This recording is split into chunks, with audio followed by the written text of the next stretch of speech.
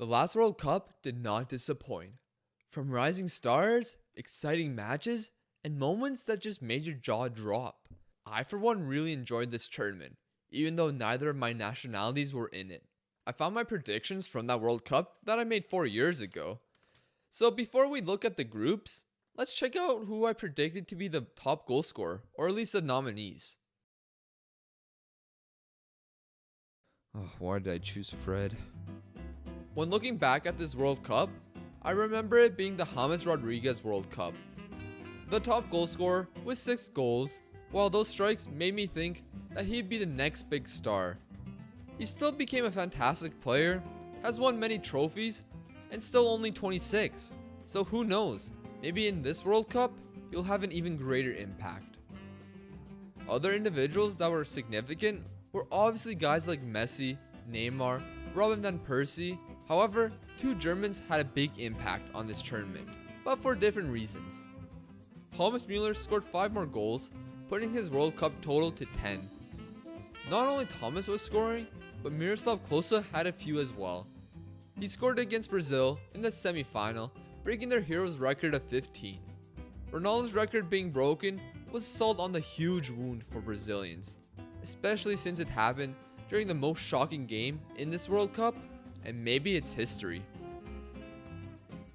Before we look at the groups, let's talk about the Brazil versus Germany match. It's better to get it out the way now. 7-1. A day no football fan who watched will ever forget.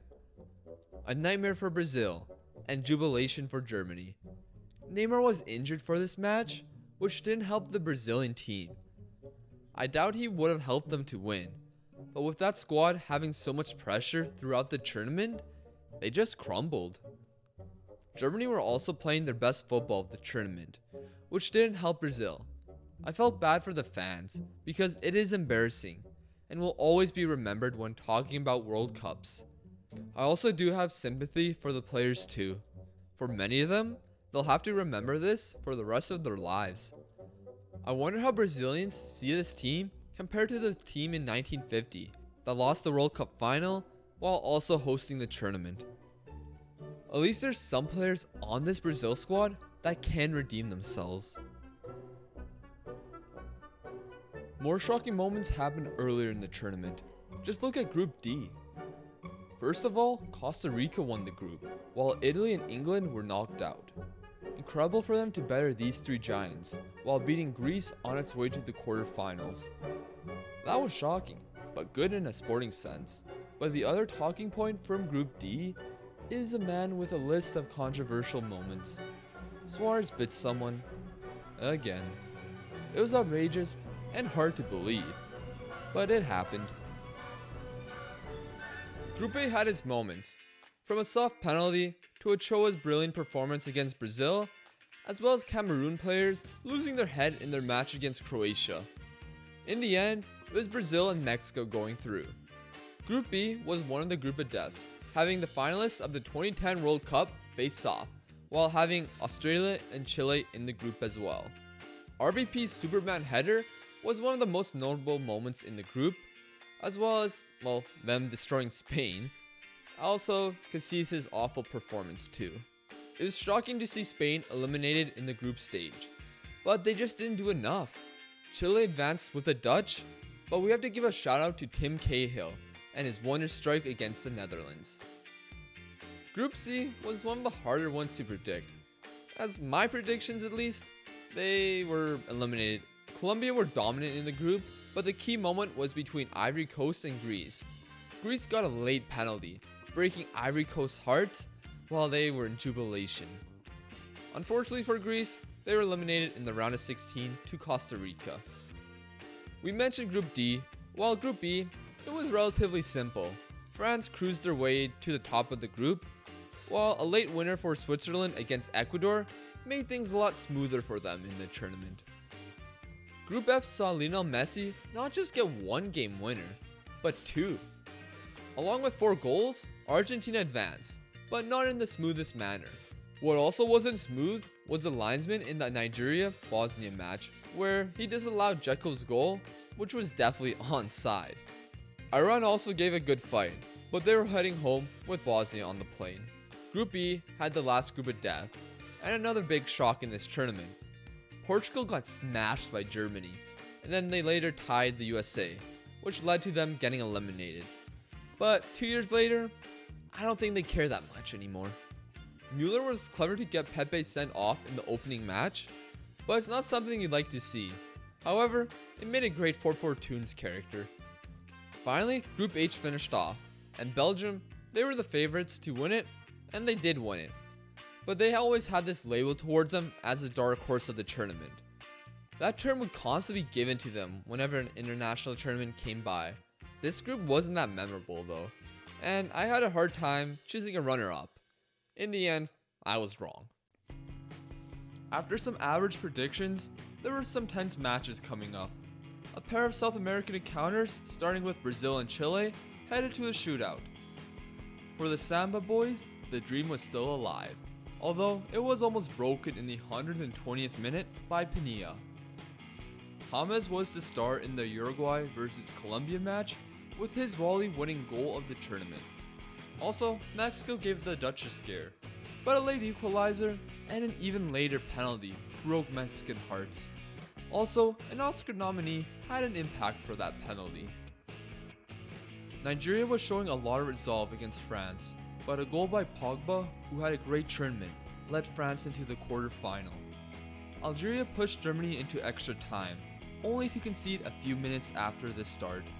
Once again, Argentina got another late winner, although it wasn't Messi this time, but Angel Di Maria saving the day. The Costa Rica match was already mentioned, so finally we ended the round of 16 with another brilliant goalkeeper performance. This time, Tim Howard broke the record for most saves in a World Cup match, giving the USA a chance.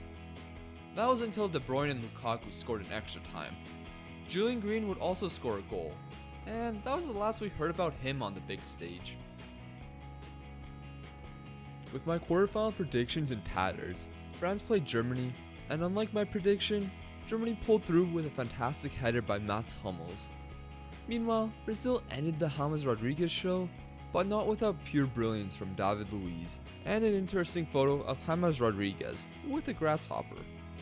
Higuain would get an early goal against Belgium to win 1-0, but that wouldn't be the last we hear of him, while Costa Rica's World Cup dream came to an end, with the Netherlands winning in a shootout. The manager Louis van Gaal subbed in Krul for Silesen to win the match. He would later get praised for having every single player make an appearance throughout this tournament. I specifically remember, I believe the bronze medal game where Michel Vorm got subbed on, and that was the last player that needed an appearance. So the commentator went out and said, Louis van Gaal, tactical genius, or something like that. Man United fans, I'm sure you'd agree. Moving swiftly through the semi-final, since we talked about half of it already, Argentina would meet the Netherlands. The Netherlands gave Argentina a huge challenge, and I remember a game-saving challenge by Mascherano, getting his toe on the ball right before the Netherlands were about to score. No cruel net for the shootout meant for a cruel ending for the Dutch, but they would win the bronze medal game against Brazil, who were really not there mentally. The stage was set in the Maracanã, where Germany took on Argentina, and I predicted Argentina to win the World Cup, and I would have been right if it wasn't for Higuain. I'm just kidding around. It obviously wasn't all his fault, but he probably knows that he could have done better. With Argentina in the final, it felt like destiny for Messi, one of the greatest of all time. Solidifying his career with a World Cup trophy would have been sweet. Unfortunately for Argentina, it wasn't meant to be, as an extra time goal by Mario Götze sealed history, and Germany would win their 4th World Cup. They were the first European country to win it in South America, and in the end, they're deserved winners.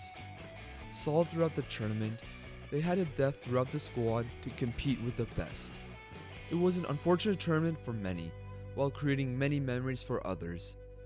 As a neutral, this tournament was fantastic to watch. So many goals and high quality performances. It kept you on the edge of your seat, wondering who will score the winner, or if the team can come back. This World Cup didn't disappoint me, and in a sporting sense, it was a success. Unfortunately, the same can't be said with a host country, whose economy probably couldn't handle a World Cup and an Olympic Games. Now, some of these stadiums have become white elephants, which isn't something you'd like to see, but it is a common theme for these type of tournaments. There is probably more to be said about the after effects of this tournament, but with this video getting quite long, I'll just leave some articles in the description for you guys to check out. With the World Cup coming up in Russia, one can hope for a fantastic tournament. Let's just hope there's no conspiracy theories like 2002, and maybe VAR won't make that big of a deal. Now anyways, thank you for watching this video. My name is Lucas. Take care, everyone.